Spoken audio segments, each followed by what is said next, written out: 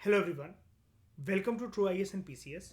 दोस्तों, previous lecture में हम लोगों ने मेरिट्स जान लिए थे कि पार्लियामेंट्री सिस्टम के मेरिट्स क्या होते हैं। इसमें किसी को कोई डाउट था? पॉइंट्स रिपीट कर देता हूँ।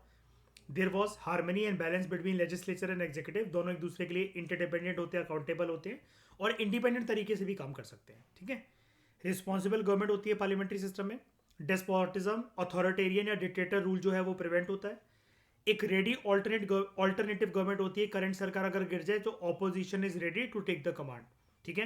एंड वाइड रिप्रेजेंटेशन, हर एक सेक्शन ऑफ द सोसाइटी को रिप्रेजेंट करने का काम अपने मंत्रिमंडल के थ्रू प्रधानमंत्री करवा सकता है कि वो मंत्रियों को भी ऐसे चुने जो कि देश के अलग अलग कोनों से आते हो। इतनी ही बात करी थी हमने, राइट।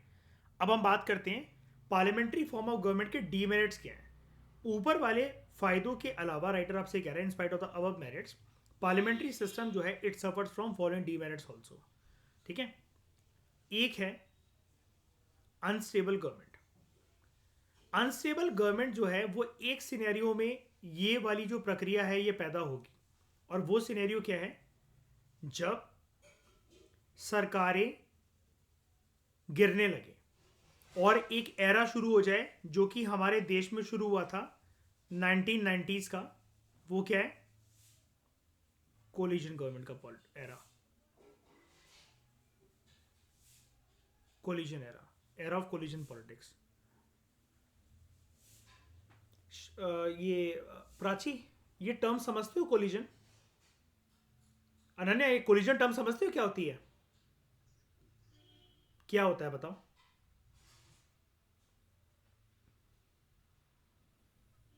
देखो, मेजोरिटी मिले चाहे ना मिले वो सिचुएशन नहीं है। देखो, आपको और मेरे को आपस में अपनी पार्टी को मर्ज करना है, कोई फर्क नहीं पड़ता। अपन ये कह रहे हैं कि भाई चाहे तुम जीतो चाहे मैं जीतूं, अपन हमेशा साथ एक दूसरे के साथ चलेंगे।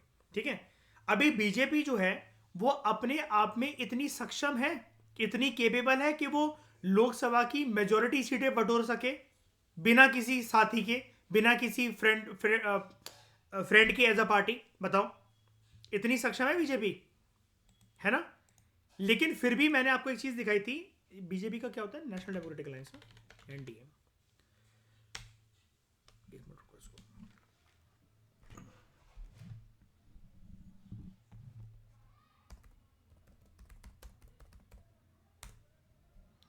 नेशनल डेमोक्रेटिक अलायंस में पार्टीज देखना जरा।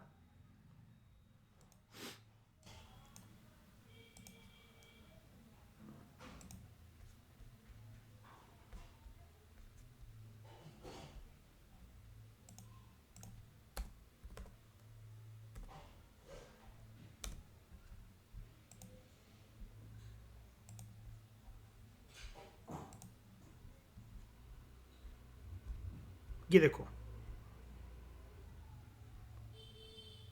बीजेपी को अभी टोटल कितनी सीटें हैं इसके पास लोकसभा में? 290। लोकसभा में अपना अलायंस किस किस के साथ ये लेकर चल रहा है? ये देखो, इवन ऐसी पार्टी का अनन्या साथ नहीं छोड़ रखा है इसने जिसको 0 सीटें मिली हैं। पता नहीं कब जरूरत पड़ जाए। जैसे Republican party of India, Asom गाना परीक्षा, देख रहे हो, 0 0 0 सीटें मिल रखी हैं इनको। ये देखो, फिर भी नहीं छोड़ रहा ऐसी पार्टी के साथ। देखो लिस्ट देखो जरा, 0 की है। ये देखो, तब भी अलायंस लेकर चल रहा है। अब बताओ मुझे कोलिजन क्या होता है श्रेया? अब डिफाइन करो इस कंटेक्स्ट में।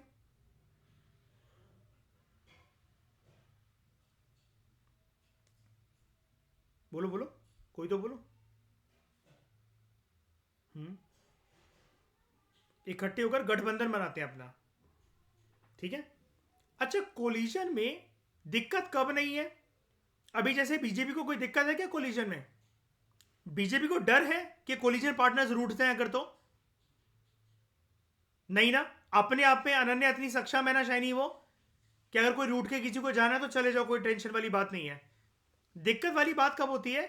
जब किसी पार्टी ने मेजोरिटी हासिल कर रखी हो। 2 केसेस हैं, दिक्कत समझना जरा प्राची। जब किसी पार्टी ने ईशा मेजोरिटी हासिल कर रखी हो, मेजोरिटी ऑन मार्जिन। क्या है दिक्कत? पहली, मेजोरिटी ऑन मार्जिन। जैसे अगर लोकसभा में अभी प्रेजेंटली 273 सीट से ये होती है ना मेजोरिटी के लिए, कितना होता है? 272 होता है, 73 होता है? 543 डिवाइडेड बाय 2 + 1 कितना होगा? 76 होगा। ओके, मैथ्स नहीं थी ना मेरे पास। देखिए 276, अगर इतनी सीटें चाहिए, बीजेपी के पास कितनी है? 290। उसको जरूरत है किसी की इस टाइम पर? नहीं ना, ये मेजोरिटी और मार्जिन तो नहीं है ना? नहीं ना। अब देखो, दिक्कत भरी बात कब आ सकती है? दूसरा केस मैं ले लेता हूं, मेजोरिटी में है कुछ लोग, लेकिन पार्टी के डिफेक्ट कर गए। हो सकता है ये वाला सिनेरियो श्रेया, बागी हो गए, छोड़ के चले गए। 276 चाहिए, अभी बीजेपी के पास कितनी है? 290। लाहौल बिला वक्त। एक सेकंड, अब आता हूं मैं अपने फॉर्म में। मैथ सीन है तुम्हारे पास है? जरा एक चांटा हो जाए प्लीज। अब समझ गए अनन्या मैं क्यों कह रहा था? ये जैद भाई साहब और ये जो जिनके पास मैथ्स होती है, रोज रात को चाटा मार के सोते अपने आप को। कोई बात नहीं भैया, तुम साथ दिया करो भाई, अपन दोनों ये हैं ह्यूमैनिटीज के किंग। जिनको इस चीज पे गर्व है कि जिंदगी में कुछ नहीं करा भाई ह्यूमैनिटीज के अलावा। कोई बात नहीं। 270 पर 3 तो निकलेगा वैसे नंबर, है ना? 3 निकलेगा। दीपांक अपने पे ट्रस्ट रख, ठीक है? 273, बीजेपी के पास है 290 अभी करेंटली।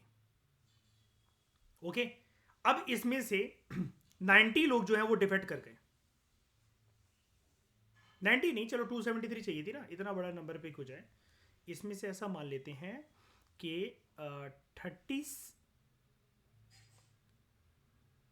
37 मेंबर मान लेते हैं। यहां पर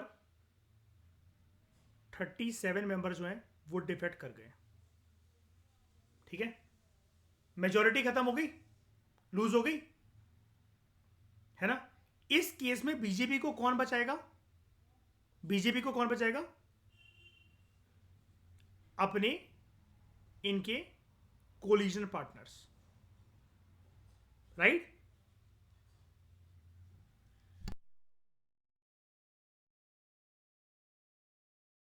बीजेपी के कोलिजन पार्टनर्स बचाएंगे ना? अगर 37 सीटें चली गई हैं जो मेजोरिटी के लिए चाहिए थी,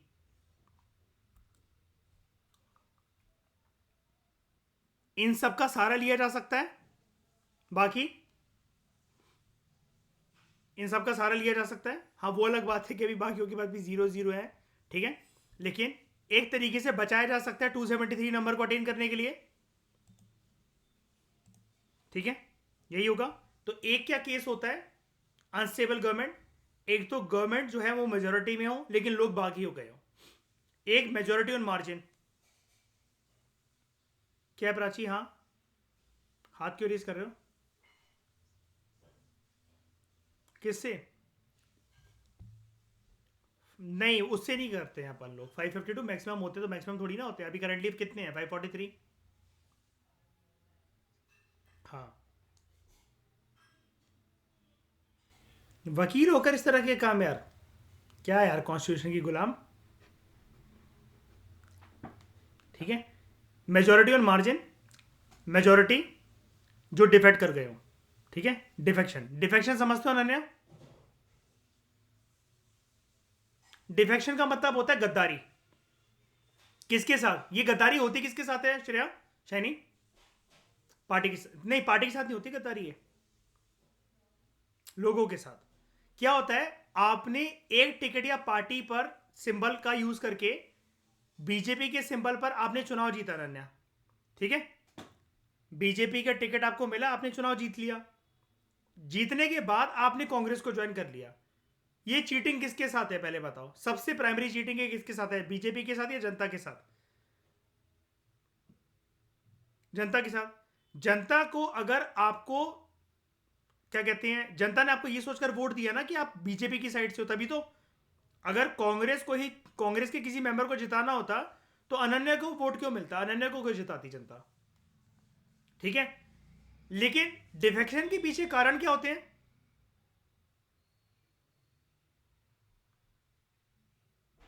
बहुत सारे कारण हो सकते हैं। ये प्राइवेट इश्यूज होते हैं। सामने वाला आपको खरीद भी सकता है ना?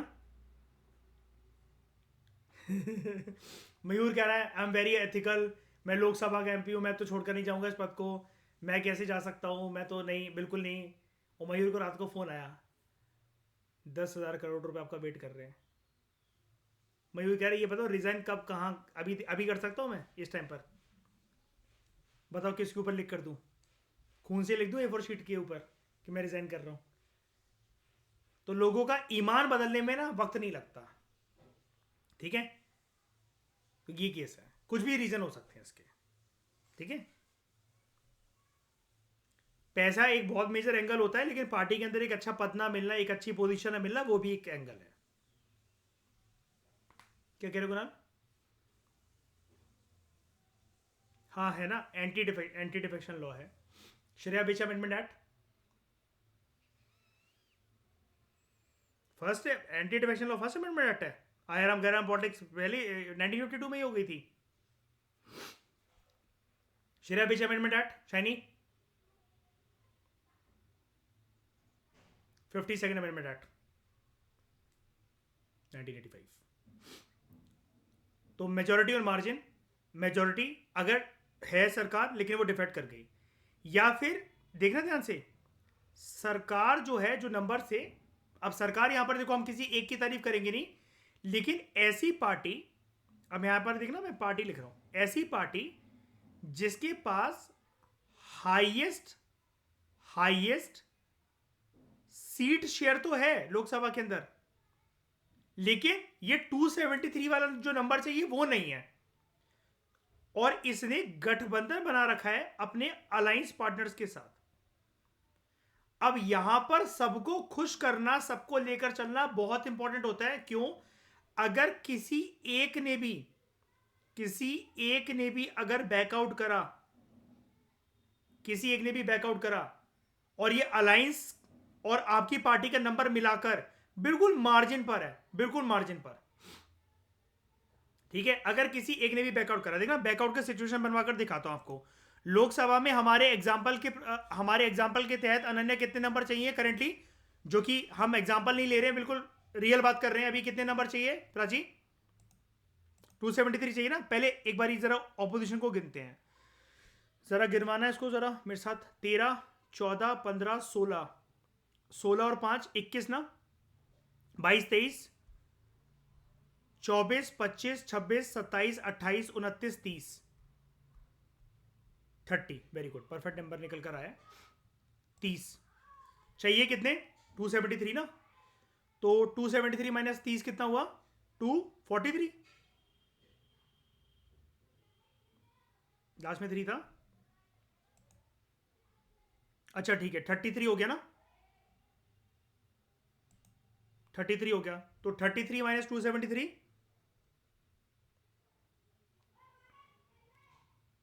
कितना हुआ? 240।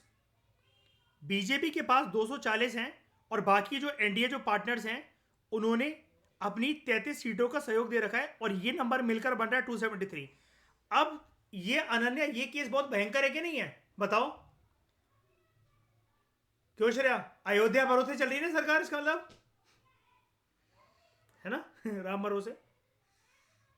कोई एक भी बैकआउट कर जाए, कोई एक भी, सरकार बचेगी?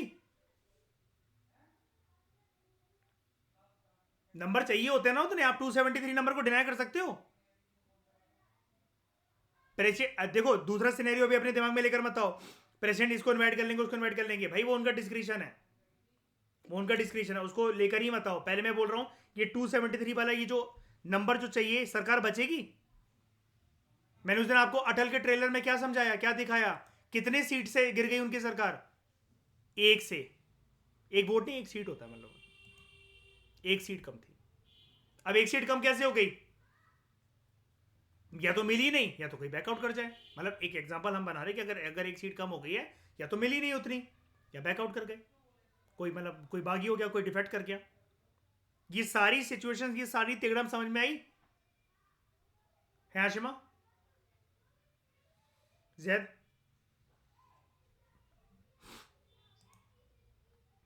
क्लियर हुआ? ये ईशा क्लियर हुआ?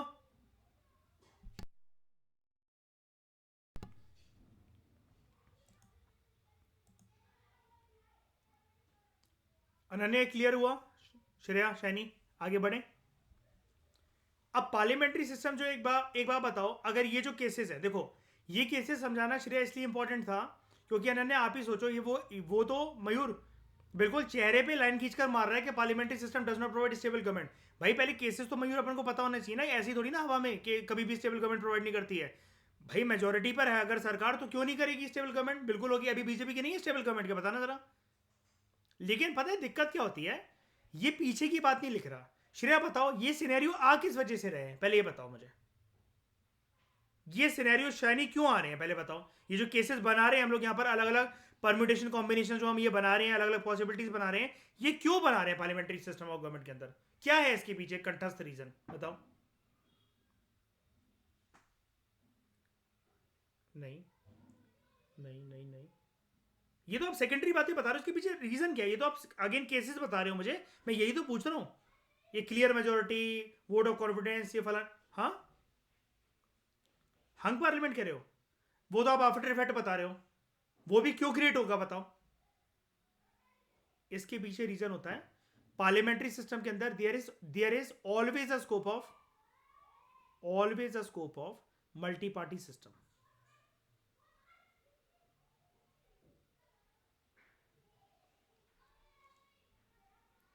आपको अगर ईयरफोन्स खरीदने हो ना मयूर, और आपके पास चॉइस ही अगर 3 ब्रांड की हो ना, आपको कभी कोई कंफ्यूजन नहीं होगी।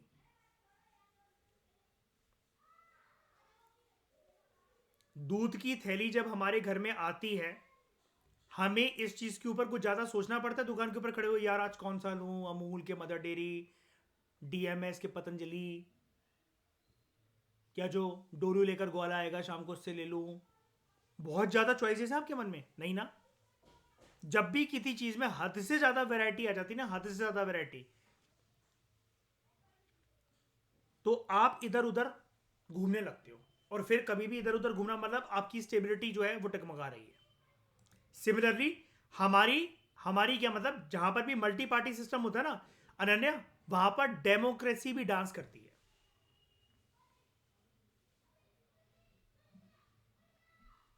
श्रेया टर्म समझ रहे हो? डेमोक्रेसी भी डांस करती है। इट गोज ऑन अ, आप ये टर्म यूज कर सकते हो, इट गोज ऑन अ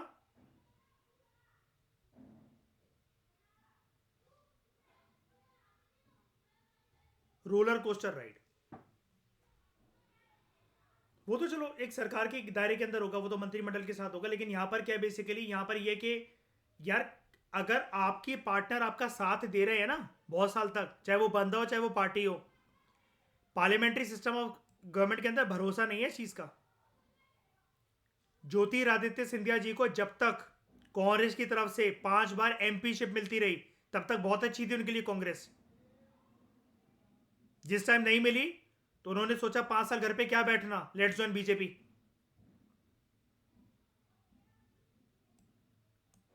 दोनों बचपन में साथ खेले हैं, राहुल गांधी, ज्योतिरादित्य सिंधिया। प्राइवेट जेट में दोनों ने अपना बर्थडे सेलिब्रेट करा है कई बार, ठीक है। लेकिन यहां पर जब राजनीति आती है ना, तो पार्लियामेंट्री सिस्टम ऑफ गवर्नमेंट के अंदर जो लोकतंत्र है, लोकतांत्रिक व्यवस्था है, it goes on a roller coaster ride. और ऐसे अनगिनत एग्जाम्पल है,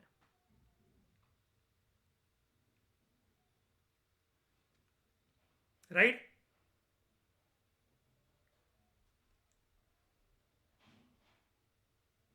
तो parliamentary system does not provide a stable government, लेकिन सिनेरियो है इसके पीछे। और ये क्यों होता है ऐसा? Because of multi party system में। देखो पता है क्या होता है, मैं वही तो बता रहा हूं आपको, जैसे मैं आपको मार्केट के अंदर चॉइसेस की बात बता रहा था।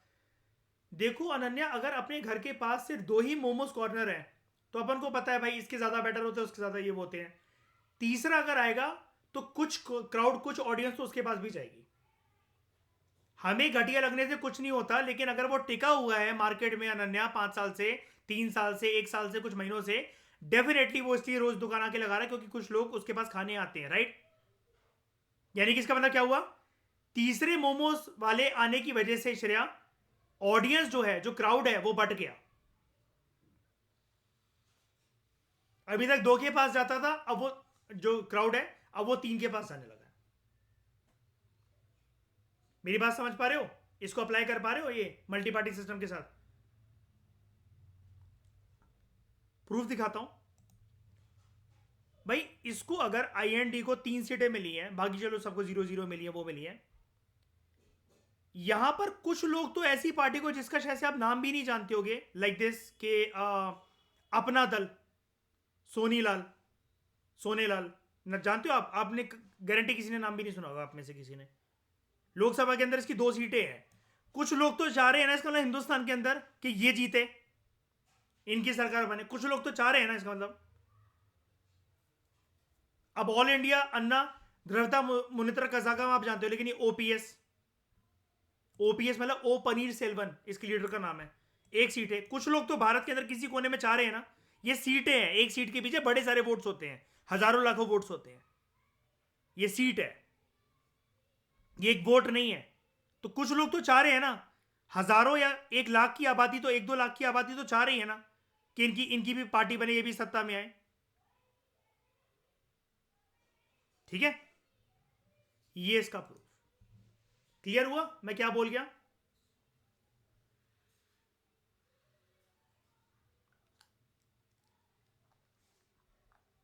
बोलो, क्लियर है? तो parliamentary system does not provide a stable government. There is no guarantee that a government can survive its tenure. और गारंटी क्यों नहीं है? Because of all the circumstances. Majority on margin, majority है लेकिन आपके लीडर, आपकी जो पार्टी लीडर, पार्टी मेंबर्स हैं वो डिफेक्ट कर गए। आपकी पार्टी के पास हाईएस्ट सीट शेयर तो है लोकसभा के अंदर, लेकिन मेजोरिटी सीट्स वो सिक्योर नहीं कर पाई, अलायंस के साथ चल रही है। चौथा केस ये वाला, अलायंस के साथ भी जो ये पार्टी है, it is standing just on the margin कि जितनी सीटें चाहिए सत्ता बनाने के लिए। आप ऐसे अनलिमिटेड पॉसिबिलिटीज सोच सकते हो। तो there is no guarantee that a government can survive its tenure. इसलिए तो जब भी किसी सरकार को अगर विरोधी दल के नेता खरीदने होते हैं, इसलिए तो मयूर वो एक नहीं खरीदते हैं, वो इतने खरीदते हैं, इतनों को लालच देते हैं पैसों का, जो कि बात आती है। देखो, पर्दे के पीछे सब चलता है, हम सब जानते हैं। ओके, कोई भी इतना अच्छा तो है नहीं कि सत्ता में आने का लालच उसको कोई देगा, वो देगा तो सालों की रिश्तेदारी वो भूल के चलाएगा। पैसा इन्वॉल्व होता है, ठीक है? अब हो चाहे ना हो वो हमें नहीं पता, मान लेते हैं चलो एक बार के लिए वो होता है इन्वॉल्व। तो ये सारे आपके सिनेरियोज हैं। ओके, यहां तक आप बात समझ के हो गए। The ministers depend on the mercy of the majority legislators for their continuity and survival in office. तो जो मैं बात आपको बता रहा था कि पर्दे के पीछे बहुत कुछ चलता है, और किसी को भी पैसे देकर अगर खरीदना चाहते हैं तो कोई भी पार्टी एक जन नहीं खरीदती, वो इतने जन तो खरीदेगी ना ऑपोजिशन से, सामने से, कि उनकी जो ऑपोजिशन वाले जो है, मतलब वो करंट सरकार से इतने लोग तो खरीद लेंगे, या फिर इतने नेताओं को अपनी साइड करने की कोशिश करेंगे कि सरकार गिर जाए। राइट श्रेया? अगर यहाँ पर जो है बिल्कुल ये बीजेपी अगर मार्जिन के अंदर है बिल्कुल 240 और इसके अलायंस पार्टनर्स के साथ इतना है, तो कांग्रेस वाले कम से कम ये कोशिश करेंगे कि एक को भी अगर छीन लिया गया ना तो सरकार गिराने के लिए केपेबल है हम, है ना? ये चीज़ है। तो ministers depend on the mercy of the majority legislators for their continuity and survival in office. जो मंत्री हैं वो भी किसी एक रहम पर जो है उनकी पोजीशन, उनकी गद्दी चलती रहती है। क्या? On the mercy of the majority legislators for their continuity and survival in office. A no confidence motion और पॉलिटिकल डिफेक्शन। अभी मैंने आपको बताया ना, देखो नो कॉन्फिडेंस मोशन तो आप जानते हो ऑलरेडी। अगर ये पास हो जाए तो क्या होता है नन्या? इसका रीजन नहीं, इसका इफेक्ट क्या होता है?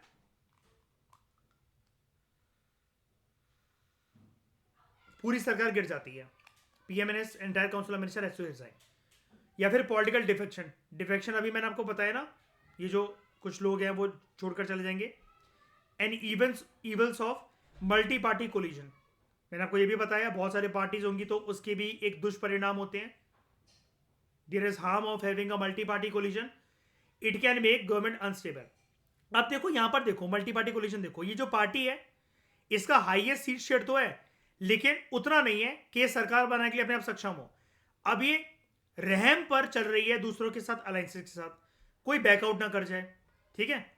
अब यहां पर क्या होता है, evils of multi party collision क्या होते हैं. हमारे देश में एक साल था 1977 78. इस टाइम पर हमारे देश में 3 प्रधानमंत्री एक साथ थे.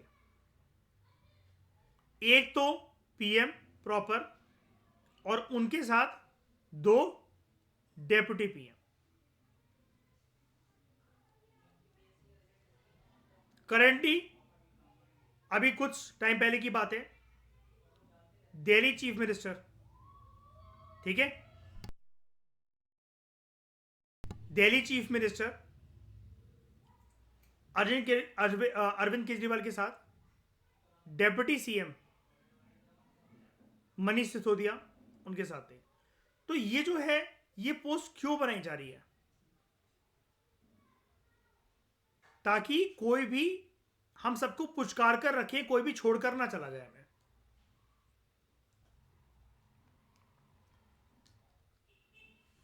रिलेशनशिप खराब होने लगता है, 100 तरह की झूठी बातें करनी पड़ती है कि नहीं करनी पड़ती है फोन और मैसेज पे, है ना. बस ये वही चीज है, चाहे आपका मानो चाहे ना हो, लेकिन आपको ये लगता है ना इतने सारे रह लिया तो यार क्या छोड़ना, क्यों छोड़ने देना सामने वाले को, तो 100 तरह की कहानियां बनानी पड़ती है ना. बस ये वही केस है. तो नो कॉन्फिडेंस मोशन और पॉलिटिकल डिफेक्शन और evils of multi party collision can make the government unstable. Government headed by Morarji Desai, चरण सिंह, ये वाला केस मोरारजी देसाई का था. इस टाइम पर पीएम कौन था इनमें से, पीएम तो वैसे एक ही होता है लेकिन पीएम कौन था मैं नाम पूछ रहा हूं, मोरारजी देसाई. और डेप्यूटी पीएम कौन थे, चौधरी चरण सिंह, बाबू जगजीवन राम. और इंदिरा गांधी जी ने किसको खींच लिया था, नहीं नहीं नहीं, चौधरी चरण सिंह को. और फिर चरण सिंह को जब बनाया, यहां पर देखो ना अगला केस वही है, चरण सिंह जी को बनाया जब प्रधानमंत्री तो फिर कांग्रेस ने सपोर्ट खींच लिया इनसे. और ये अपने साथ कुछ एमपीज को भी लेकर चले आए थे, याद है, जो सपोर्टर थे इनके. फिर वीपी सिंह के टाइम पर ऐसा हुआ, चंद्रशेखर की गवर्नमेंट थी जब थी, एचडी देवे गौड़ा, इंद्र कुमार गुजराल, आई के गुजराल, ये सब चीज. अब इसमें दिक्कत क्या होती है बताओ, ये अनस्टेबल गवर्नमेंट होना, सरकारों का आना जाना, इससे दिक्कत क्या होती है अनन्या,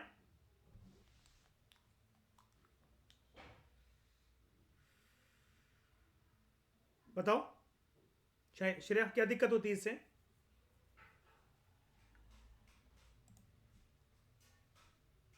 जितने बार इलेक्शन होगा उतने बार इकोनॉमी की हालत चरमराती है, महंगाई बढ़ती है. इन्फ्लेशन, इन्फ्लेशन समझते हो ईशा, इन्फ्लेशन का मतलब समझते हो क्या, महंगाई. आम चीजों के लिए आम जनता के लिए आम चीजों की जब महंगाई हो जाए, that is inflation. Daily use में जो हम प्रोडक्ट्स यूज करते हैं ना ऑफनली, अनन्या, जब वो महंगे होने लगे प्राची, तो वो होता है इन्फ्लेशन, राइट. यानी कि हमारी इनकम उतनी है लेकिन प्राइसेस बढ़ गए बाजार में गुड्स एंड सर्विसेज के. हमारे पॉकेट पर इफेक्ट आएगा इसका कि नहीं आएगा,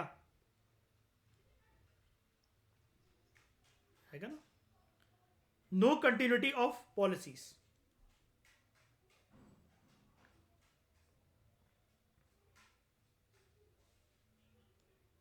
अब जैसे मान लो एक स्कीम है जो लॉन्च करी गई करंट सरकार के द्वारा, जैसे फॉर एग्जांपल हम रियल एग्जांपल ले लेते हैं, मध्य प्रदेश में औरतों के बैंक अकाउंट में हर महीने पैसे आते हैं, ठीक है. इसको क्या कहते हैं, लाडली योजना, ठीक है. ये मयूर माइक बंद करो अपना. ठीक है, लाडली बहना योजना। अब लाडली बहना योजना के तहत क्या है, किसको मिलती है पोजीशन से, ये क्या कहते हैं, इसमें पैसा किसको मिलता है, who are getting this financial help,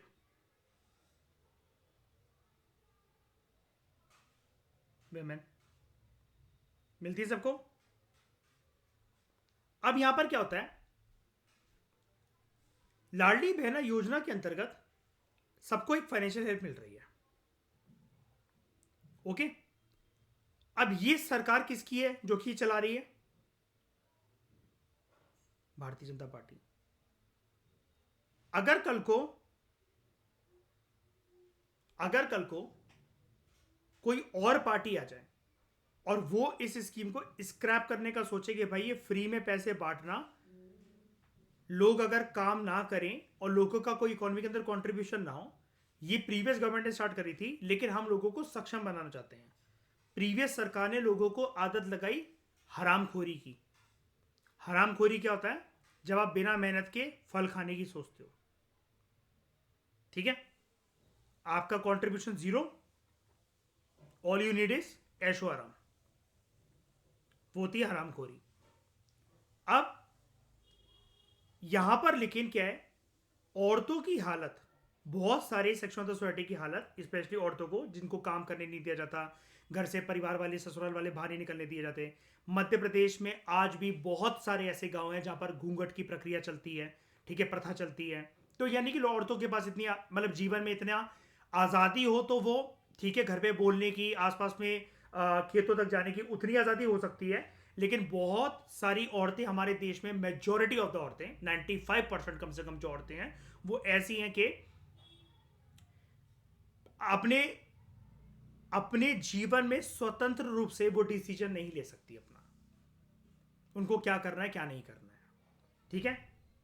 और उसमें भी दो सरकमस्टांसेस बन जाते हैं, शादी से पहले और शादी के बाद, ठीक है। अब अगर ये नई सरकार आके सोचती है, कुल मिलाकर हमें जो भी रीजन देकर अगर उसको स्क्रैप करना है, करंट सरकार कहती है कि ये this is the policy of women empowerment, next सरकार अगर कहती है नहीं, ये लोगों के अंदर सिर्फ एक हरामखोरी पैदा कर रही है, ऐसे तो लोग काम धंधा कुछ करेंगे ही नहीं, ये तो आदत उनको मिल गई है। लेकिन करंट सरकार ये कहती है कि यार औरतों की हालत बहुत खराब रहती है, उनके मर्द उनको पैसे नहीं देते, कम से कम वो कुछ तो एम्पावर फील करेंगी, कुछ तो पैसा उनके हाथ में होगा तो कुछ तो अपना एक दो काम तो कर सकती हैं अपने, कुछ भी काम है, पैसा होगा अगर हाथ में, कुछ तो सोच सकती है। लेकिन नेक्स्ट सरकार ने आके इसको स्क्रैप कर दिया। अब इससे मुझे एक बात बताओ, पॉलिसीज की कंटिन्यूटी ना होना, इससे क्या होता है,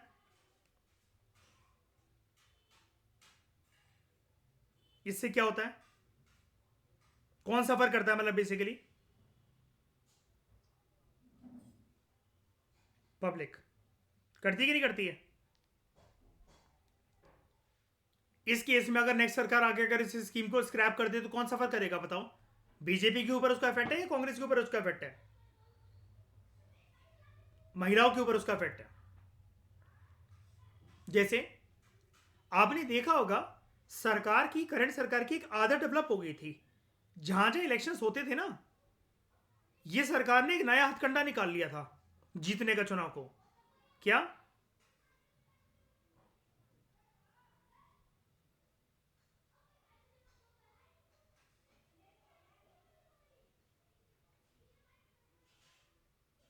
फार्म लोन वेवर स्कीम्स, किसानों का जो ऋण है, जो कर्जा है, उस कर्जे को माफ करा जाएगा सरकार के द्वारा।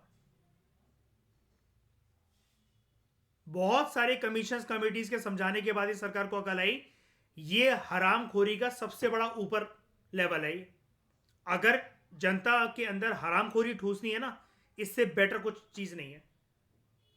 आदत हो जाएगी ना उनकी कि राज्य में चुनाव आने वाले हैं, ले लो लोन पे लोन, सरकार जीतने के लिए लोन माफी का वादा करेगी, हम बच जाएंगे, हमें क्या करना, हम तो वोट दे देंगे किसी को भी जो लोन माफी का वादा कर दे।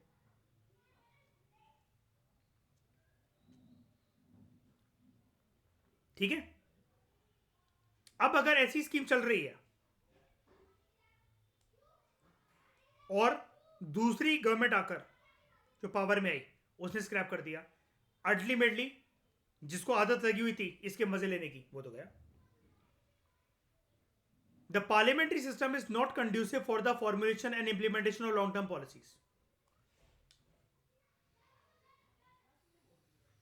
ठीक है, पार्लियामेंट्री सिस्टम जो है ये ठीक नहीं बैठता कभी कभार कि जो अगर लंबे समय के लिए जो कोई पॉलिसीज अगर चली आ रही है, कोई प्रोग्राम्स चले आ रहे हैं, किसी की भी फाइनेंशियल पोजीशन जो है वो सिक्योर है, तो वो पोजीशंस जो है जहां पर पर्सन को एक आदत हो गई होती है उन स्कीम से फायदा उठाने की, वो चरमरा जाती है जनता की। And this is due to the uncertainty of the tenure of the government. सरकार कब तक है कब तक नहीं है, सेम सरकार अगले चुनाव के अंदर आएगी कि नहीं आएगी, सेम पार्टी मतलब सरकार बनाएगी कि नहीं बनाएगी, इसकी कोई गारंटी नहीं है। तो a change in the ruling party is usually followed by changes in the policy of the government. और इस बार मध्य प्रदेश के चुनाव में कुणाल इस स्कीम को बहुत बड़ा फैक्टर माना जा रहा है ना बीजेपी के जीतने का।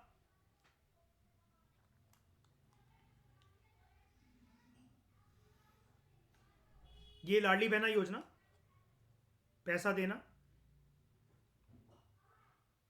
For example Janata government headed by Morarji Desai in 1977, जैसा कि मैं अभी आपको ऊपर बता रहा था, it reversed a large number of policies of the previous Congress government.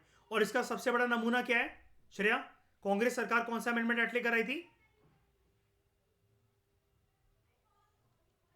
42nd amendment act of 1976। इसके बड़े सारे प्रोविजंस को किसने स्क्रैप कर दिया था? जनता गवर्नमेंट ने, जनता पार्टी ने, by 44th amendment act of 1978। Ananya क्या हुआ था इसके अंदर? प्राची ये ईशा इसके अंदर केस हुआ था कि इंदिरा गांधी जी ने यहां पर ना बड़ी सारी चीजें ऐसे लेकर आई थी जो कि उनको पावरफुल बनाए, उनको ऐसा इमेज दे रही थी कि वो डिक्टेटर है इस देश की, जैसे पूरी सत्ता उन्होंने डेमोक्रेसी की अपनी हाथ में, मतलब उसको डेमोक्रेसी को निचोड़ने के लिए कर दिया था सब कुछ। ठीक है, लोकसभा का टेन्योर 5 साल का होता है, आप जानते हो, उसको बढ़ाकर 6 साल कर दिया।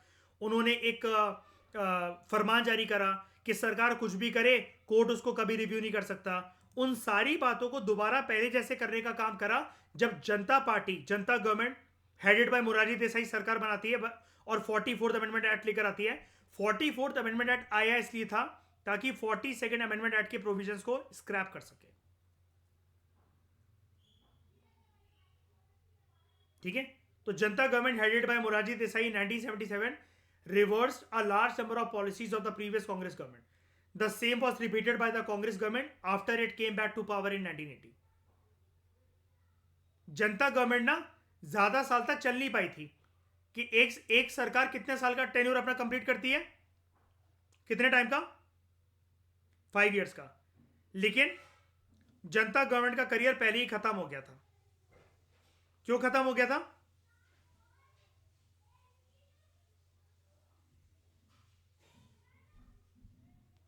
जनता गवर्नमेंट का करियर पहले ही क्यों खत्म हो गया था? चौधरी चरण सिंह छोड़कर निकल गए थे और जनता गवर्नमेंट गिर गई थी।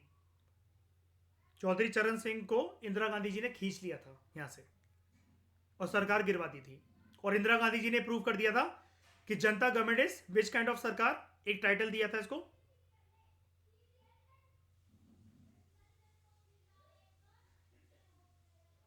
खिचड़ी सरकार। खिचड़ी सरकार, it is a confused amalgamation, confuse mixture. Actually क्या है, इंदिरा गांधी जी का ये वाला बोलना ना, ये कमेंट करना गलत भी नहीं था। इन लोगों ने क्या करा, जब जनता पार्टी पावर में आती है तो इन लोगों ने क्या करा, शैनी के ध्यान भी नहीं दिया बड़ी सारी पॉलिसीज वगैरह इन सब पर। श्रेया ये लोग ना आपस में ही बैठते रहे कि सत्ता में कौन बैठेगा क्या नहीं बैठेगा। वरना एक बार बताओ अनन्या, इसका कोई मतलब बनता था कि एक पीएम और उसके साथ 2 डेप्यूटी पीएम? ये खुश करने वाली बात ही तो है, खुश करने वाली बात ही तो है कि आप किसी का साथ छोड़कर ना जाओ। तो आपको लॉलीपॉप दे दी गई एक टाइटल की, जबकि डेप्यूटी पीएम कहीं पर कॉन्स्टिट्यूशन में होता है क्या वर्ड मेंशन, या कोई आर्टिकल है श्रेया इसके पीछे? नहीं, लॉलीपॉप भी तो है खुश करने की, बस एक ही है। इतनी बात सबको समझ में है? कुछ टेक्निकल तो नहीं लगा? फिर से कुछ समझना तो बता दो। क्लियर है? जैद, आशिमा, अनन्या, ईशा, प्राची, क्लियर है? आगे बढ़ूं। उसके बाद डिक्टेटरशिप ऑफ कैबिनेट, कैबिनेट का बोलबाला बहुत ज्यादा रहता है, लेकिन ऐसा भी हम नहीं कह सकते। वो इसलिए नहीं कह सकते, मैं आपको एक केस बता रहा था, सॉरी मैं बोलते बोलते भूल गया था यहां पर। जो ये डर था ना कि बैकआउट ना कर जाए कोई भी, जो मैं आपको बता रहा था कि एक पार्टी जिसको हाईएस्ट सीट शेयर तो है उसका, लेकिन उतना नहीं है, 273 नहीं है, 240 है मान लो, और बाकियों के साथ अलायंस बना रखा है, ठीक है। उस केस में पता है क्या होगा, कोई पर्सन ये बोलेगा कि आप जो कैबिनेट बनाओगे ना, उसके अंदर उसके अंदर भले ही आपकी 240 सीट हो, भाई साहब सपोर्ट हम आपको सरकार बनाने के लिए अपनी 33 सीट से तभी करेंगे अगर आप ये वादा करो कि हमारे भले ही 33 सीट है, आपकी 240 सीट है, लेकिन हमारी पार्टी का बंदा पीएम बनेगा देश का। अब देख रहे हो सिचुएशन और डायलेमा, देख रहे हो श्रेया कितना बड़ा। कर भी क्या सकते हैं बताओ, बात ना मानने के अलावा। यहां पर ये ऐसी पार्टी जिसको 240 सीट है, सामने वाला कह रहा है जिसकी 33 सीट है, मान लो एक ही पार्टी, यहां पर एक है पार्टी ए, एक है पार्टी बी सपोर्ट कर रही है ए को ये बोलकर हमारी 33 है। कोई औकात है इसकी बताओ, 33 वाले की 240 के सामने कोई औकात है? 10 गुना कम है, ऑलमोस्ट 9-10 गुना कम है। लेकिन ये क्या बोलेंगे, ये कह रहे हैं यहां पर कि हम आपको सपोर्ट तभी करेंगे, पार्टी तभी बनने देंगे, वरना हम अपोजिशन के साथ जा रहे हैं, अगर आप हमारे पार्टी का बंदा जो है वो पीएम बनने दोगे। ज्योतिरादित्य सिंधिया जब कांग्रेस को छोड़कर आए थे, बीजेपी के अंदर कोई मंत्री बनाया गया ना उनको, कोई मिनिस्टर है, वो मिनिस्टर है ना, क्या है वो मिनिस्टर, किस चीज के? अच्छा देखो जरा, ज्योतिरादित्य, अच्छा हाँ हाँ, मिनिस्टर ऑफ सिविल एविएशन बनाया गया ना देखो मंत्री। अब ये खुश करने के लिए लॉलीपॉप है क्या नहीं है बताओ? बंदा रातों रात पार्टी को छोड़कर आ रहा है, अपनी डिफेक्ट कर रहा है, मंत्री।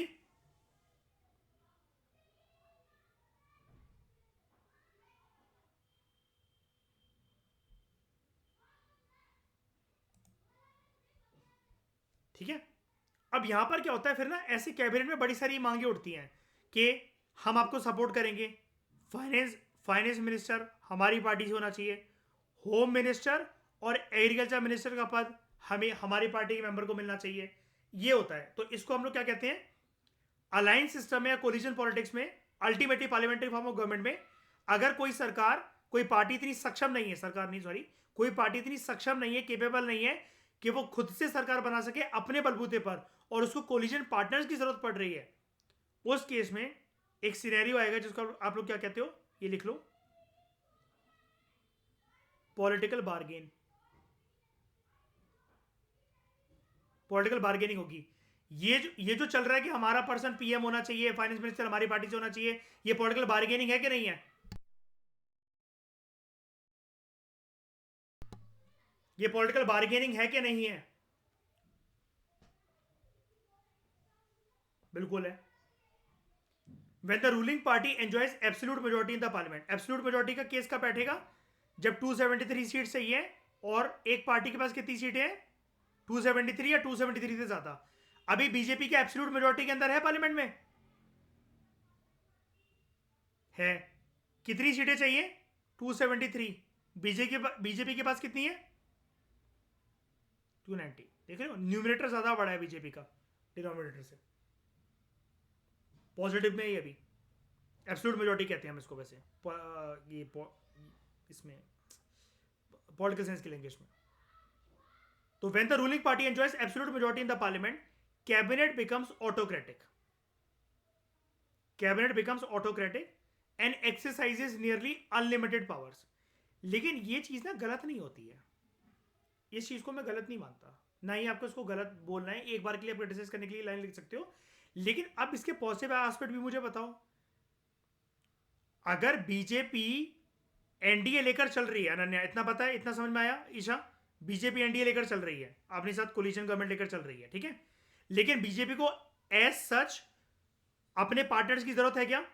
कोई भी जो पार्टनर है, अलायंस पार्टनर्स है, अनन्या, वो बार्गेनिंग करवा सकते हैं कि बीजेपी के साथ बोल सकते हैं कि हमारा मंत्री बनाओगे तभी हम तुम्हें सपोर्ट करेंगे। बीजेपी इस टाइम पर इस पोजीशन में है कि ये कहते हैं उनसे अपने अलायंस पार्टनर से, श्रेया, कि नहीं रहना तो मत रहो, छोड़ के चले जाओ? बताओ, है इस पोजीशन में अभी?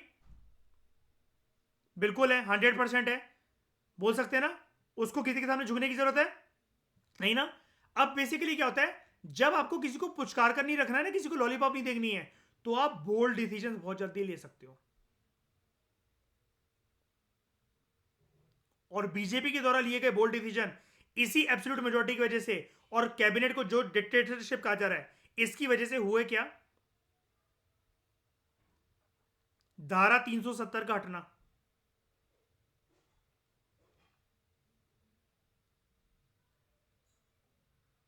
अयोध्या इश्यू को रिजॉल्व करना सुप्रीम कोर्ट के साथ मिलकर, प्रेशराइज करना कि जल्दी जल्दी इस पर वर्डिक्ट दो। और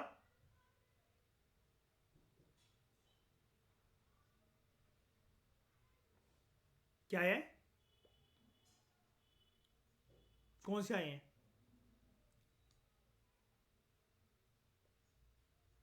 हाँ हाँ हाँ हाँ हाँ। अच्छा, आप अच्छा अपना एग्जांपल दे रहे हो? अच्छा, मुझे लगा कुछ कहना चाह रहे हो।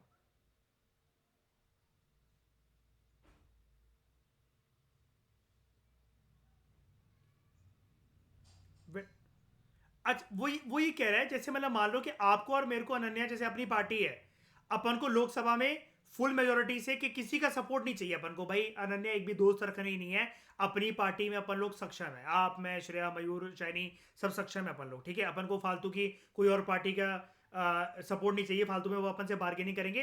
और अपन के पास पूरी उतनी सीटें आ गई हैं, अब अपन कह रहे हैं कि भाई तुम्हें सपोर्ट करना है, हमारे साथ दोस्ती बनाकर रखनी तो रखो, तुम अब हमसे ना बार्गेनिंग वार्गेनिंग नहीं करवा सकते, हमारा पीएम बना दो। क्यों बना दें? हमारे पास है इतने नंबर, रहना रहे, नहीं रहना जाए यहां से। हम अपनी पार्टी के लोग हैं, ठीक है? हमारे पास उतनी सीटें आ गई हैं, उससे ज्यादा ही आ गई जितनी चाहिए थी हमें सरकार बनाने के लिए। लेकिन हाँ, लेकिन क्या अब ऐसे कैबिनेट को हमारे कहा जाएगा कि हम ना क्या कहते हैं, ऑटोक्रेटिक है, अनलिमिटेड पावर एक्सरसाइज करते हैं? लेकिन उसका मैं फायदा बता रहा हूं, इसका फायदा ये होता है नन्हे कि बोल्ड डिसीजन सरकार फिर आराम से ले पाती है। अभी जैसे प्राची बता रही है, ये वाली जो धाराएं हैं, जैसे ये आईपीसी हो गया, सीआरपीसी हो गया, ये ब्रिटिश एरा से चली आ रही है, ये सारी चीजें, इंडियन पीनल कोड वगैरह, हटा दिया सरकार ने आराम से इसको। और सरकार बोल्डली बहुत सारी चीजें ना, श्रेया देखो, वो भी कर सकती है, हिट एंड ट्रायल भी कर सकती है इसको, जैसे चला ना चला वो अलग बात है। जैसे आपका हो गया ये 3 फार्म लॉस, 3 फार्म बिल्स, अभी रिसेंटली क्या आया इस हफ्ते, hit and run bills, hit and run case वाले डिसीजन जो है। तो सरकार, जब सरकार ने देखा कि जनता को पसंद नहीं आ रहे हैं, ड्राफ्ट लेजिस्लेशन रखा, हटा दिया इसको, वापस खींच लिया दोनों को।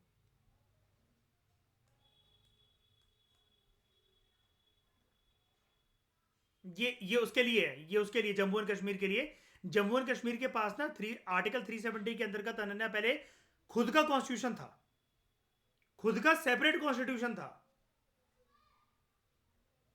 खुद का नेशनल फ्लैग था, खुद का एंथम था, सारी चीजें खुद की थी अपनी अलग। अब एक बार बताओ, फिर हम कहीं से भी उसको ये कह सकते थे कि इंडिया का पार्ट है? बताओ पूरी तरीके से।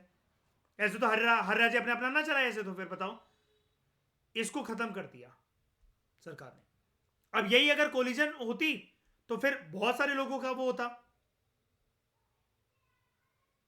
जैसे क्या होता है, मैं एक बात बताता हूं, अगर घर में सिर्फ इतने लोग हैं ना, आपके फादर, मदर और आप, डिसीजन ना इस डायमंड पैटर्न में बड़ा क्विकली ले लिया जाएगा। अगर यहां पर आपके brother in law, mother in law, father in law और दूर दूर के रिश्तेदार, बहुत सारे अगर लोग हैं ना, और ज्वाइंट फैमिली अगर आपकी मान लो, आपके डिसीजन डिले होते रहेंगे and you will be confuse from all sides. करो तो क्या करो?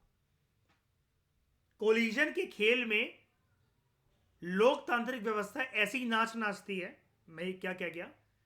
जब कोलिजन पॉलिटिक्स चलती है, कहना ये चाह रहा हूं, तो उस टाइम पर जो डेमोक्रेटिक सेटअप है वो इस तरीके से रोलर कोस्टर राइड करता है, इस तरीके से नाचता है कि कैबिनेट भी और इंक्लूडिंग प्रधानमंत्री भी कंफ्यूज रहते हैं, तो करूं तो क्या करूं मैं?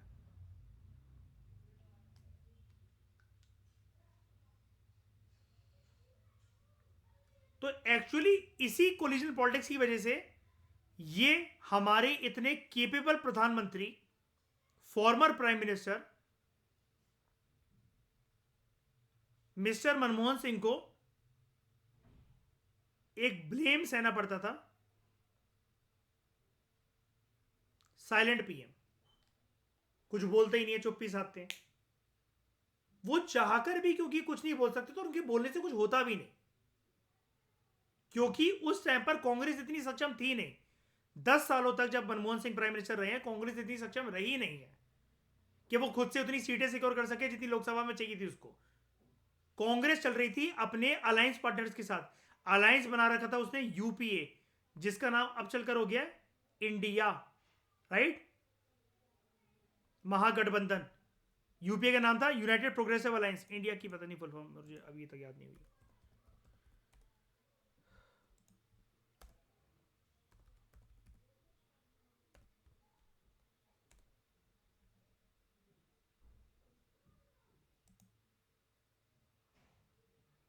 Indian national developmental inclusive alliance,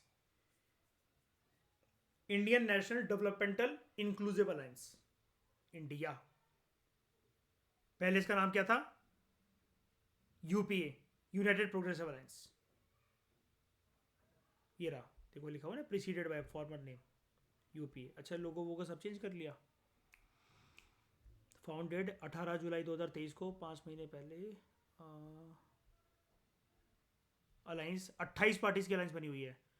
Lok Sabha में सीटें पूरे अलायंस की 142 है, राज्यसभा के अंदर 93 है। सारी विधानसभाओं में 4000 में से 1600 हैं, सारी विधान परिषदों में से 420 में से 120 हैं। Number of states and union governments and union territories and government 31 में से 10 में है। फर्स्ट मीटिंग इन लोगों ने पटना में करी, बेंगलुरु में करी, थर्ड मीटिंग, फोर्थ मीटिंग।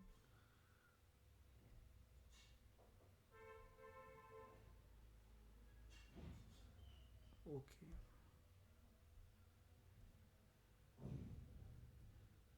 अच्छा, जितने भी अभी मतलब अपोजिशन में बीजेपी के साथ वो लोग आ गए मतलब, है ना, और जो एनडीए का पार्ट नहीं है, सारे लोगों ने, है ना। लालू प्रसाद यादव हैं यहाँ पर महबूबा मुफ्ती मोहम्मद सैयद हैं, एक और है कश्मीर फारूक अब्दुल्ला हैं, अखिलेश यादव है, और शरद पवार है, सीताराम येचुरी है, उद्धव ठाकरे भी है, नीतीश कुमार है, ममता बनर्जी, एम के स्टालिन, मल्लिकार्जुन खड़गे। ओके, अच्छा, इनका मकसद ये है ना कि बीजेपी को 2024 के इलेक्शंस में महागठबंधन बनाकर हराना है ना। लेकिन ये इनका स्टेट में तो किसी में काम कर नहीं रहा वैसे।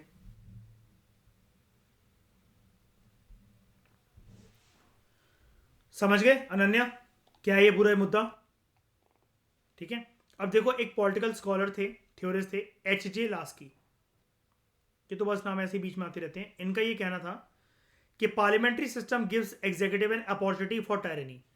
टायरेनिकल रूल कैसा होता है? अगेन डिक्टेटोरियल अथॉरिटेरियन रूल कहते हैं हम इसको, ठीक है, ऑटोक्रेटिक रूल, डिस्पोटिज्म, अत्याचारी, और अत्याचारी तो नहीं मतलब, नॉट अत्याचारी, सॉरी, मतलब अपनी अपनी चलाने वाला, सिर्फ किसी के ना सुनने वाला, वो वाला रूल, ठीक है। तो H.J. Laski says that parliamentary system gives the executive an opportunity for tyranny. Ramsey Muir, the former British Prime Minister, also complained of the dictatorship of the cabinet. कि पार्लियामेंट्री सिस्टम के अंदर there is dictatorship of cabinet. इनके द्वारा जो एक popular book लिखी गई, राम से मुयर, जो कि फॉर्मर प्रधानमंत्री थे ब्रिटेन के, वो थी how Britain is governed. Ashma, इस प्रकार के जो क्वेश्चंस होते हैं, जैसे लक्ष्मीकांत में ये जो बुक के ऊपर दे रखा हाउ ब्रिटेन इज गवर्नड, ये यूपीएससी में तो किसी काम का नहीं है, लेकिन आप जैसे अप्रैल में अभी एमपीपीएससी देने वाले ना, तो ये ऐसे क्वेश्चंस निकलते हैं वहां पर, ठीक है। बुक्स के ऊपर 3 से 4 क्वेश्चन मिलेंगे आशमा आपको एमपीपीएससी में। क्या पार्लियामेंट्री सिस्टम ना बेसिकली एग्जीक्यूटिव को, सरकार को एक अपॉर्चुनिटी देती थी कि सरकार अगर सत्ता में आकर उतनी सीटें ले पाई है जितनी सरकार बनाने के चाहिए, तो वो जो मर्जी करे, फिर उसको कोई रोकने वाला नहीं है। वो छुट्टा सांड है, कहीं भी भागे, किसी को भी ठोके। कोई रोकने वाला नहीं है। भागते हुए सांड को कोई रोक सकता है? चाहे वो अग्रेसिव में वर्क करे चाहे कैसे भी करे, बताओ। तो इसकी वजह से ये सरकार जो है ना थोड़ी सी टायरानिकल हो जाती है, ऑटोक्रेटिक हो जाती है। और उसको ये जो लाइन है ना, आप इससे कनेक्ट कर लो, उसको नियरली अनलिमिटेड पावर जो है वो मिल जाती है। It access nearly unlimited power. समझ गए? और ये जो है राम से म्यूर, ये पूर्व प्रधानमंत्री हैं, मतलब एक प्राइम मिनिस्टर रह चुके हैं ब्रिटेन के। इनका कहना था कि पार्लियामेंट्री सिस्टम के अंदर कैबिनेट की डिक्टेटरशिप भी शुरू हो सकती है। This phenomena was witness during the era of Indira Gandhi and Rajiv Gandhi government. Indira Gandhi ji ने क्या करा था? नेशनल इमरजेंसी लगाना, इमरजेंसी के टाइम पर फंडामेंटल राइट्स को सस्पेंड कर देना, जुडिशियल रिव्यू की पावर को रोक देना, 42nd अमेंडमेंट एक्ट को लेकर आना। इस 42nd अमेंडमेंट एक्ट को हम लोग क्या कहते हैं? एक फेमस नाम क्या होता है इसका? Mini constitution. ठीक है ना? 42nd अमेंडमेंट एक्ट जो था 1976 का, इसको हम लोग कहते हैं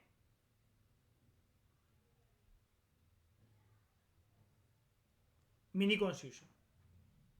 इसके अंदर कितनी प्रोविजंस थी श्रेया? शाबाश, 19।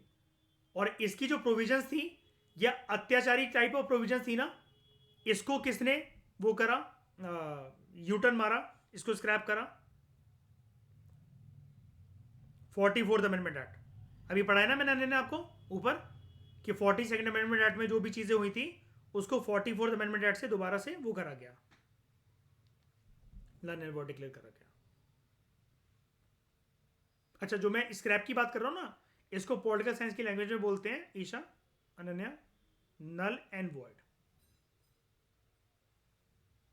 इसका मतलब ये होता है, आपने अनन्या कोई डिसीजन लिया एबीसी, ठीक है, मैं जैसे ही इसके अगेंस्ट XYZ लेकर आया ना, अगर मेरी सरकार आई तो आपका एबीसी की अब कोई इंपॉर्टेंस नहीं रह जाएगी, ये गया।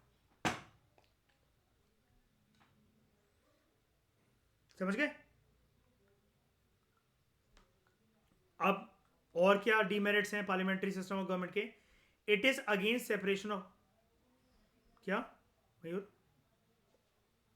It is against separation of powers. In parliamentary system, the legislature and the executive, they are together and inseparable.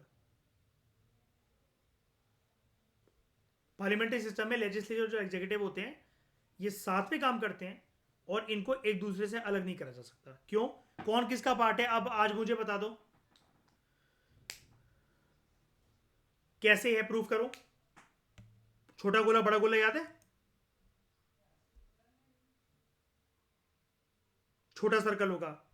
हाँ, अब श्रेया जरा इसको एक्सप्लेन करना जरा डिटेल में, छोटा सर्कल बड़ा सर्कल जो इसने बोला, ये तो बिल्कुल सही बोला, लेकिन एक्सप्लेन।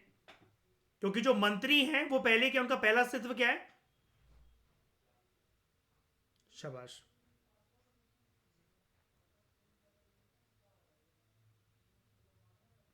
वेरी गुड, ठीक है। और एक और चीज, ऐसा हो सकता है कि कोई पर्सन जो है MP ना और वो मंत्री बन जाए? हो सकता है ऐसा, 6 महीने के अंदर अंदर, अदरवाइज लात मार के दोनों जगहों से निकाल दिया जाएगा। ओके, क्या हो? जनता का प्रतिनिधि कैसे बनेगा फिर? नहीं, आ सकता है बिल्कुल, नहीं वो तो सही कह रहे हो आप। अच्छा, ये कह रहे हो कि मंत्री वो बन जाए, हाँ ये तो ठीक है, कैसे भी करके आ सकता है, वो नॉमिनेटेड हो कुछ भी हो, लेकिन जनता का प्रतिनिधि बनना ना लोकसभा में जरूरी होता है। लोकसभा है ही उसकी, इसलिए हाउस ही वही है। और पता है क्या, मैं नॉमिनेटेड क्यों नहीं बोलना चाह रहा, अब होता ही नहीं लोकसभा में नॉमिनेटेड। कौन है नॉमिनेटेड बताओ? पहले का अगर एंग्लो इंडियन अगर कुछ होता तो हम चलो एक हथकंडा निकाल भी लेते। क्या? अरे मैं मयूर का आंसर कर रहा हूँ। हाँ बताओ बताओ। हाँ,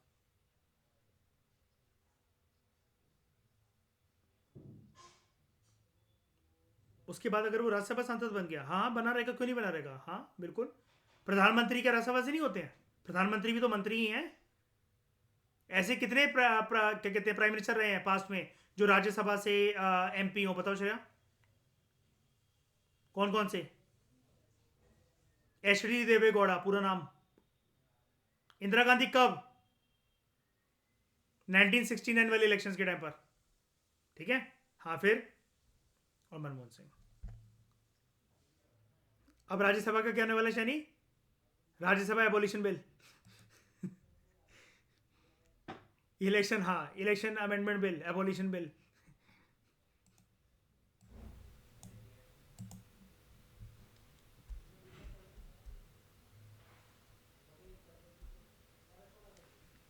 तो इन द पार्लियामेंट, ये मैं मजाक कर रहा था, ठीक है अनन्या, इसकी नोट्स में बना लेना। वो मैं इसलिए बोल रहा हूँ कि अगर मोदी जी दोबारा जीत गए तो इसलिए मैं कहता हूँ कि इलेक्शंस हट जाएंगे और राज्यसभा हाउस स्क्रैप हो जाएगा। वो मजाक करने के लिए कह रहा हूँ, ठीक है, कहीं नोट्स बना लो आप।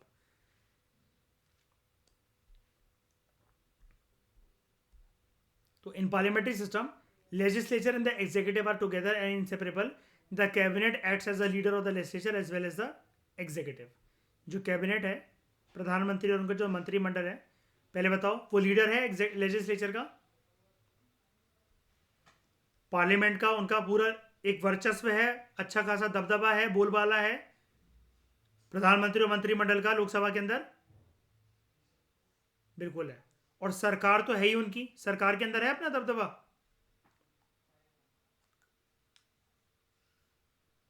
बिल्कुल है ना। अच्छा मुझे भी बताओ, प्रधानमंत्री का जो मंत्रिमंडल होता है उसको हम लोग क्या कहते हैं? Council of ministers. अनन्या, मंत्रिमंडल में भी एक ये छोटा गोला बड़ा गोले वाली चीज हो सकती है। देखो, प्रधानमंत्री के पास इतना बड़ा मंत्रिमंडल हो सकता है जिसको आप क्या कहोगे, बड़े गोले को काउंसिल ऑफ मिनिस्टर। इनमें से जो मिनिस्टर्स बहुत क्लोज होते हैं पीएम के, जिसको वो इंपॉर्टेंट पोर्टफोलियोज बांटते हैं, इंपॉर्टेंट पोर्टफोलियोज मतलब क्या? होम मिनिस्टर बनाना, एग्रीकल्चर मिनिस्टर बनाना, डिफेंस मिनिस्टर बनाना, सिविल एविएशन मिनिस्टर बनाना, वो क्या होता है प्रधानमंत्री का? Cabinet, cabinet ministers. और इस कैबिनेट के अंदर भी एक अनऑफिशियल छोटा सा गोला लाई करता है। Shreya, can you name it? जो कि जरूरी नहीं है कि इसके अंदर हो, लेकिन मैं प्रधानमंत्री के पर्सपेक्टिव से बता रहा हूं। अगर कोई इसमें से कोई बेस्ट फ्रेंड हो, कोई बेस्टी हो, तो वो क्या होगा? Kitchen cabinet. किचन कैबिनेट कौन से आर्टिकल में डिफाइंड है कॉन्स्टिट्यूशन के? कौन से अमेंडमेंट एक्ट से आया था ये?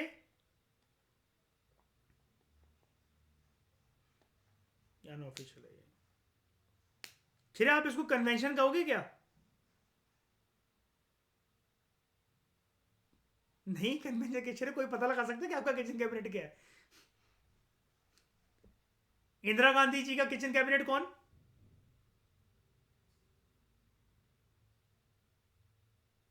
पोपुल जयकर। पोपुल जयकर है ना उनकी बेस्ट फ्रेंड।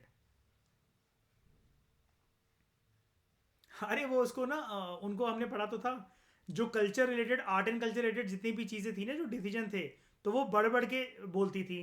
तो सारे मंत्री ना उनसे खफा रहते थे बेसिकली कि ये जब भी चली आती है इंदिरा गांधी जी को भड़काने चली आती है यहाँ पर, और वो फिर हमारे ऊपर गुस्सा करती हैं।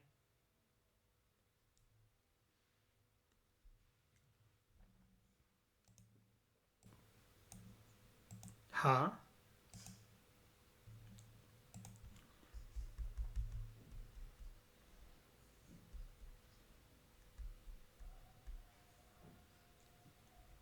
हाँ, इंटरडिपेंडेंट बिल्कुल। मैचेस विद इंडिया ऐसे कि देखो यहाँ पर तीनों ऑर्गन्स इंडिपेंडेंट, ये बता रहा था कि मैं इंडिपेंडेंट है, स्वतंत्र रूप से काम कर सकते हैं, बार बार कोई दखल अंदाजी पैदा नहीं करेगा, तू क्या कर रहा है, तुम क्यों कर रहे हो ऐसा, तुमने ये बिल क्यों लाया, हटा दो इस बिल को। पहले स्वतंत्र रूप से काम कर सकते हैं, लेकिन इंटरडिपेंडेंट होकर काम करेंगे कि अगर कोई कॉन्स्टिट्यूशन की बाउंड्रीज को क्रॉस करने की कोशिश कर रहा है ना, वो दो ऑर्गन्स एक तीसरे वाले के ऊपर क्रॉस चेक करने की कोशिश करेंगे। ये बता रहा था मैं। इंडिपेंडेंट तो है लेकिन इंटरडिपेंडेंट भी है, लेकिन अमेरिका में सिर्फ इंडिपेंडेंट होता है, इंटरडिपेंडेंट नहीं होता।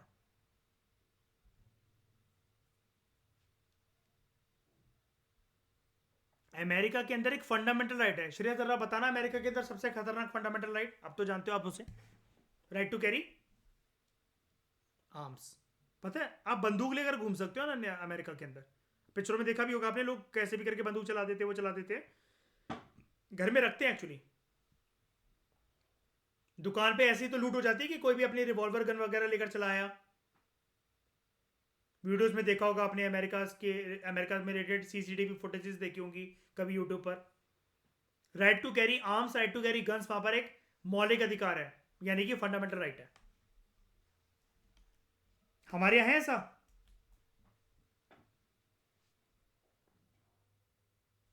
लाइसेंस बंदूकें भी खुले में लेकर घूम सकते हो कनाल? अगर आपके पास खुले में लेकर घूम सकते हो लाइसेंस बंदूक? अच्छा, अच्छा दिल्ली में घूम के दिखा देना। मैं अपनी भिंड उसकी बात नहीं कर रहा, भिंड ग्वालियर की, ठीक है? मैं इंडिया के पर्सपेक्टिव से रूल ऑफ लॉ की बात कर रहा हूँ। वो मयूर भिंड ग्वालियर समझ रहा है वो कि वहां लेकर घूमते हैं, वहां पर बम भी लेकर घूमते हैं। गोलियों की रासलीला रामलीला जैसे मेले लग रखे होते हैं, बम मिल रहे हैं खुले में टेबल लगा लगा के। आप ना आर्म्स ऐसे लेकर नहीं घूम सकते, बिकॉज ये एक डर और दहशत का माहौल कैरी कर सकता है।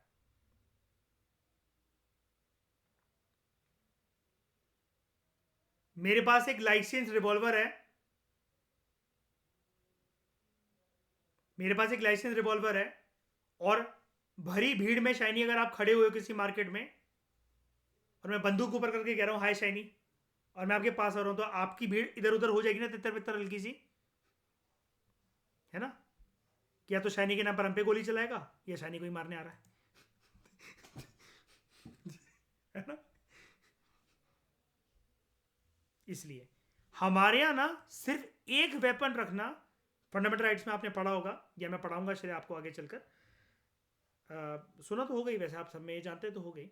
हमारे यहाँ सिर्फ धर्म के नाम पर एक टूल रखना, एक हथियार रखना अलाउड है, वो है कृपाण, और वो भी सिर्फ सरदारों को। हमारे यहाँ सिर्फ हर जगह पर एक ही वेपन रखना अलाउड है, वो भी धर्म के नाम पर, और वो है कृपाण, जो छोटा सा चाकू होता है जो साइड में टंगाते हैं सरदारों को।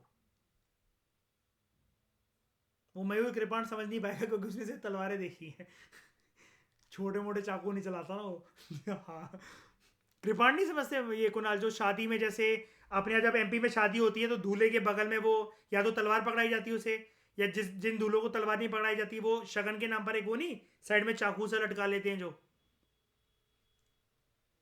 कृपाण। अच्छा, नहीं नहीं वो नहीं जानता होगा कृपाण, वो मैं जानता हूँ ना, एमपी के लोग नहीं जानते कृपाण वगैरह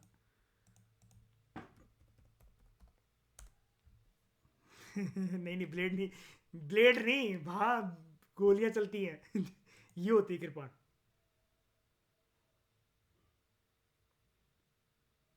कुणाल कह रहा है इससे तो मैं गाजर खीर खा जाता हूँ।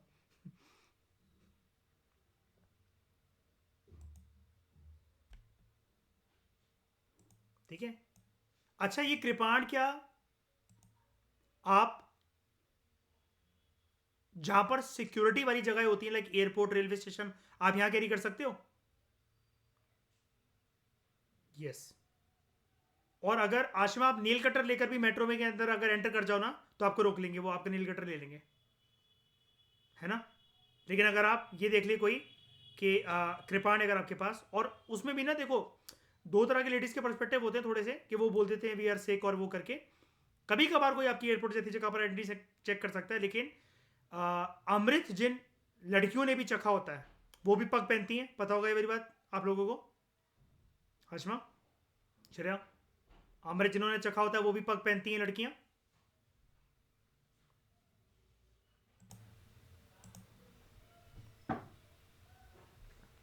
तो cabinet acts as the leader of the legislature as well as the executive.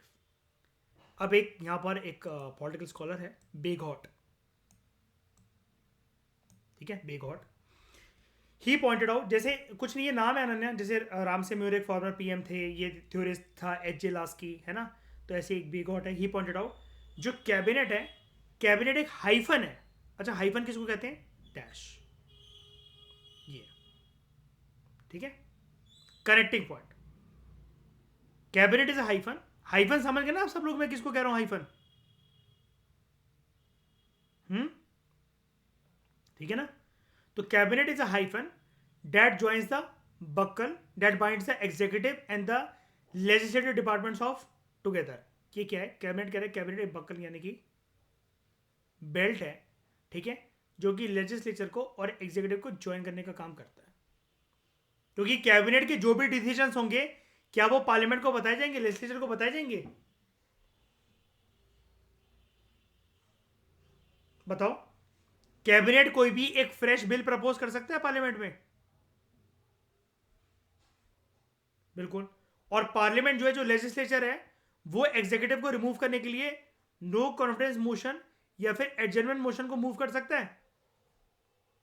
बिल्कुल। दोनों मोशंस को इंट्रोड्यूस करने के लिए मिनिमम कितने मेंबर्स की मंजूरी चाहिए होती है? बताओ अनन्या।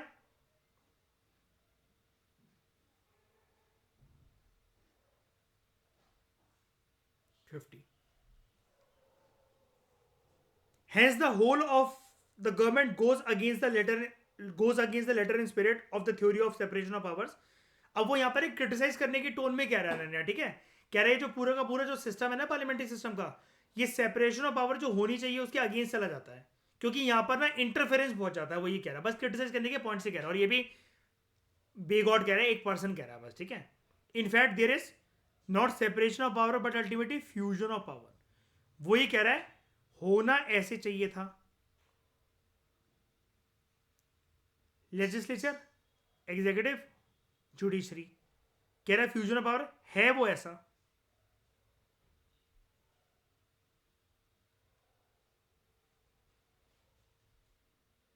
Legislature, executive, judiciary.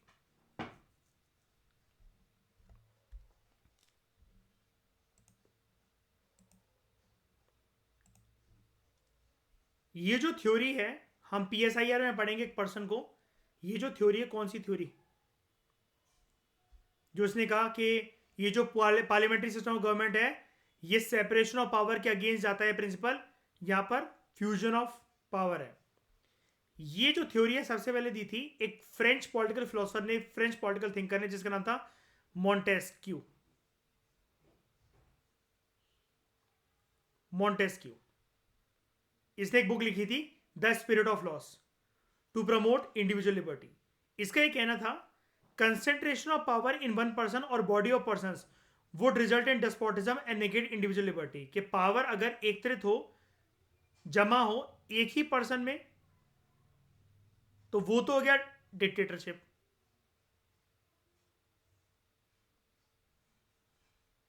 वो तो हो गया डिक्टेटरशिप। या नंबर ऑफ पर्संस में भी अगर पावर हो,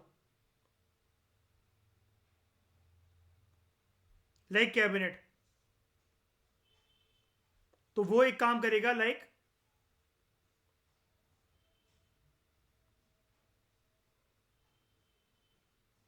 डेस्पोटिक रूल की तरह।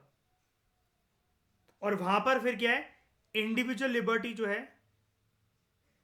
वो हैम्पर हो सकती है। ये अभी आप इसको ना ऐसे समझ नहीं पाओगे सिर्फ इतनी पार्ट पढ़ के आप मॉन्टेस्क्यू के वर्ड्स को, क्योंकि इसके लिए आपको पूरी की पूरी पहले पॉलिटिकल थ्योरी जाननी पड़ेगी, फिर आप मॉन्टेस्क्यू को समझ पाओगे, ठीक है। वो तो बस लक्ष्मीकांत ने ऐसी मेंशन कर दिया, हम पीएसआईआर के अपने ऑप्शन में अच्छे से पढ़ेंगे। फिर उसके बाद बोला जाता है गवर्नमेंट बाय एमेच्योर्स।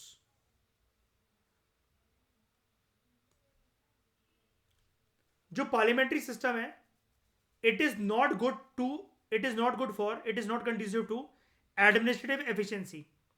यहां पर एडमिनिस्ट्रेशन अच्छे से नहीं चल पाता है। क्यों? क्योंकि मिनिस्टर जो हैं वो अपनी अपनी फील्ड में एक्सपर्ट है ही नहीं। इनफैक्ट दे आर अनपढ़, they are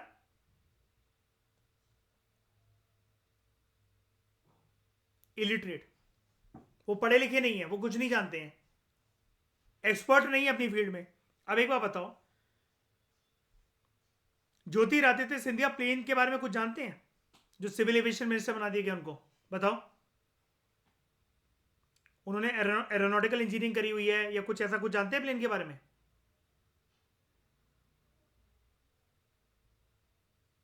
union agriculture minister agriculture के बारे में सब कुछ जानते हैं। यूनियन फाइनेंस मिनिस्टर फाइनेंस के बारे में सब कुछ जानते हैं। ऐसा बहुत कम होता है। जैसे मनमोहन सिंह फाइनेंस मिनिस्टर थे पीवी नरसिम्हा राव की सरकार में, तो वो समझ में आता है कि भाई हाँ, आरबीआई का जो पर्सन प्रीवियस गवर्नर रह चुका हो, इतना बढ़िया ब्रिलियंट इकोनॉमिस्ट हो, तो उसको इतना अच्छा पद दिया जा रहा है सरकार के अंदर कि वो यूनियन फाइनेंस मिनिस्टर बनना है, तो वो समझ में आता है। लेकिन हर एक मिनिस्टर जिसको जो उसका डिपार्टमेंट दिया गया है, like agriculture, like finance, like civil aviation, home ministry, जिसके अंदर फिर ये पुलिस वगैरह वाली चीजें आ जाती हैं, वो उसमें एक्सपर्ट नहीं है। तो they are not expert in their fields. The prime minister has a limited choice in the selection of ministers. His or her choice is restricted to the MPs. और वो एमपीज को ही लेकर आ सकता है भाई अपने मंत्रिमंडल में, और बाहर से कोई टैलेंटेड पर्सन अगर हो भी तो उसको लेकर आ नहीं सकता। अब एक बात बताओ, होम मिनिस्टर पुलिस के बारे में कुछ नहीं जानते क्योंकि उन्होंने कभी पुलिस सेवा नहीं कर रखी है देश की, ठीक है। लेकिन प्राइम मिनिस्टर अगर एक बहुत काबिल आईपीएस अफसर को, इंडियन पुलिस सर्विस अफसर को अगर लेकर आना चाहें और मंत्री बनना चाहिए तो कर लेंगे क्या, बताओ। पीएम के पास ये लिबर्टी है? पीएम के पास ये लिबर्टी है? नहीं। मोर ओवर द मिनिस्टर्स, फिर बात वो है ना, चलो ठीक है, आप ये कहोगे अनन्या, हाँ जी मिनिस्टर तो बना लेंगे, लेकिन ऐसा पर्सन एमपीशिप अभी प्रूव कर पाएगा क्या? गारंटी है? 6 6 महीने के लिए बनाकर चलेंगे ऐसे वो किसी को भी मंत्री? बिल्कुल नहीं। Moreover the ministers devote most of the time to parliamentary work, cabinet meetings और पार्टी एक्टिविटीज। तो ये कुछ डीमेरिट्स हैं पार्लियामेंट्री फॉर्म ऑफ गवर्नमेंट के। ये सारे समझ में आए आप लोगों को? श्रेया क्लियर है? शाइनी, आशमा, अनन्या, प्राची, सबको समझ में आया? मयूर, कोई भी पॉइंट टेक्निकल तो नहीं है? गवर्नमेंट बाय इमेच्योर समझ में आ गया अनन्या? इमेच्योर उनको बोला जा रहा है कि जो इतना बड़ा पद जो है, इतनी बड़ी पोजीशन जो देश में संभाल रहे हैं, कभी उस फील्ड के बारे में वो उससे रूबरू हुए ही नहीं, वाकिफ ही नहीं है उससे। वो समझ रहे हो? वो जानते ही नहीं शायद उस फील्ड के बारे में कभी भी। अब union textile minister I think अभी श्रीमती स्मृति ईरानी है, ठीक है। कौन सी कपड़ों की फैक्ट्री थी उनके बाप दादाओं की? क्या जानती है वो टेक्सटाइल के बारे में? बनने के बाद एक एक्सपीरियंस होना, एक फेमिलियर होना एक अलग चीज होती है, लेकिन आप यूनियन लेवल पर इतना बड़ा पद संभाल रहे हो तो you should be well versed in it. लेकिन इसमें कुछ नहीं करा जा सकता, कुछ नहीं करा जा सकता। और यही तो ब्यूटी है लेजिस्लेचर की। सबसे ज्यादा वर्चस्व लेजिस्लेचर का होता है। और जैसा मैं आपसे जब पॉलिटिकल साइंस मैंने पढ़ाना शुरू करी थी, आपसे एक चीज बोलता था ना मैं, दुनिया में हमेशा एग्जीक्यूटिव के लिए, यानी कि एग्जीक्यूटिव का मतलब होता है यहां पर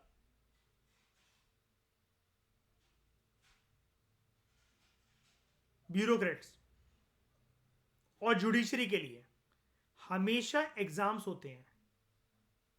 दुनिया के आज तक किसी भी कोने के अंदर लेजिस्लेचर के लिए कोई एग्जाम नहीं होते, क्योंकि यहां पर सिर्फ आपको जनता का दिल जीतना होता है बस।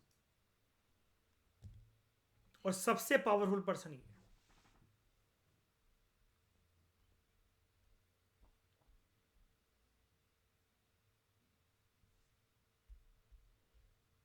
ठीक है, तो इस डिस्कशन में दोस्तों फिलहाल इतना ही। Thank you very much for discussion.